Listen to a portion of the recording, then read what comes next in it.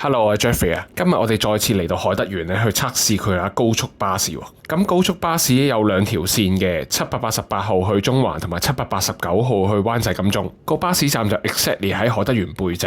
咁而家係返工時間啦，今日仲要落雨，最啱就要嚟試下呢架高速巴士有幾高速。788號咧就穿東區走廊，然後喺東區走廊出中環灣仔繞道，直出中環嘅。嗰條線就冇乜好測試噶啦，因為佢完全避開晒最塞車嘅灣仔同銅鑼灣。咁我哋而家咧就坐緊789號巴士，呢架車就會先出東區走廊，然後喺灣仔度停一停，然之後再去到金鐘喺太古廣場對面落車。繁忙時間咧就4分鐘到一班車。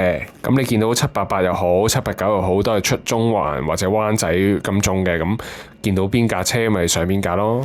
咁總之你上網睇巴士嘅時間表咧，789號喺7點到9點之間咧係有20班車咁多啊！嗱，我頭先係7點38分上呢架789號巴士，但係如果你係7點50分或者8點之後先上車咧，係仲快嘅，因為7點50分到8點10分開嘅車咧，係會比起其他時段飛多2個站嘅，就唔會停喺曉翠街同埋富景花園。咁而家7點51分啦，我就已經到咗灣仔啦，咁即係大概13分鐘啦。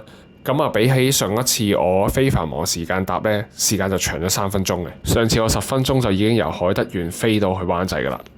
咁我哋而家向住金鐘進發。咁我哋金鐘站呢，就會喺正海富中心隔離個地鐵站門口落車嘅。咁啊，有啲人可以去轉搭地鐵啦。咁畫面見到啦，我哋一落車呢，已經有另外一部789號緊貼住我哋落站。咁睇一睇表先，7點55分。